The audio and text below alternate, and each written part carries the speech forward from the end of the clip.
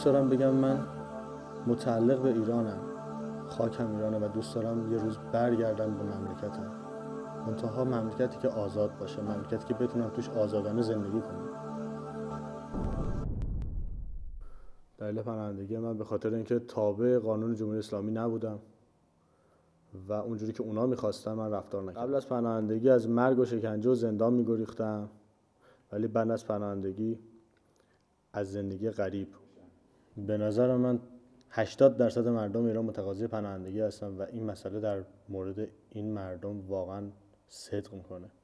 مشکلاتی که مردم دارن، نداشتن آزادی، نداشتن آرامش، همه این چیزا میتونه و برای من خیلی مشکل. رو با وحشت در میان مردم، ادغام سیاست و دین که باعث میشد هیچ کس به هیچ کس اطمینان نکنه، مشکلاتی که همه مردم رو از بین داره میبره، مشکلاتی که مردم مجبورن باهاش کنار بیان و دست پنجه نرم کنن و هیچ راه چاره‌ای هم ندارن، هیچ کاری هم نمیتونن بکنن.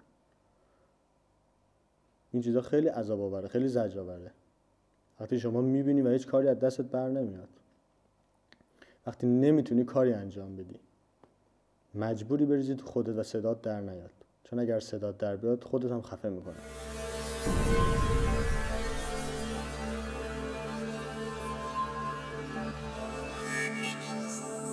و هیچ اروپایی نمیتونه درک بکنه اینو، چون تو ناز و نعمت دارن زندگی میکنن، چون نمیدونن تو مملکت ما چه خبر هست، چون نمیدونن ما با چی داریم زندگی میکنیم، مردم ما با چی دارن زندگی میکنن، با چه سختی.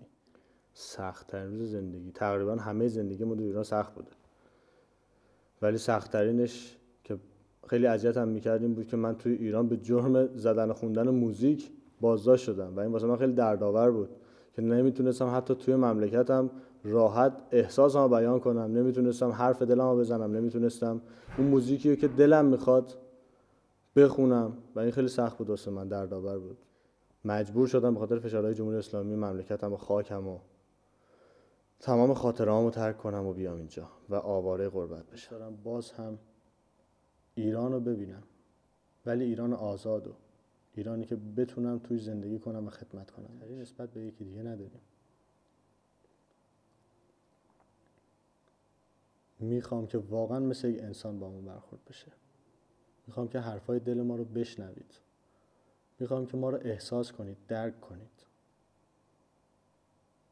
نه من، همه انسان ها رو، همه اونایی که مشکل دارن، همه اونایی که با مشکل دست و پنجه نرم میکنن، همه اونایی که به خاطر مشکلاتشون، به خاطر گرفتاریاشون، به خاطر سختی‌هایی که تو زندگی کشیدن مجبور شدن آواره بشن.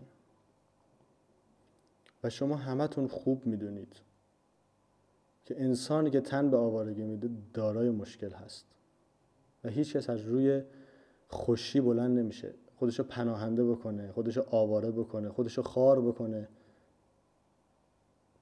و به این کشور اون کشور بره. هیچ انسانی دوست نداره. هر کسی متعلق به مملکت خودشه و دوست داره تو مملکت خودش زندگی بکنه.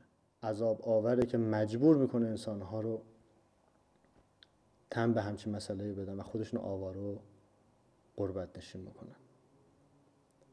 و من واقعا میخوام از کسی که حقوق بشر رو میدونه و دوست داره که حقوق بشر رعایت بشه با انسان ها مثل یک انسان رفتار بشه. که به خاطر وجود یک سیستم دیکتاتور در ایران به طرف زوال رفته، به عنوان یک انسان خواستاره.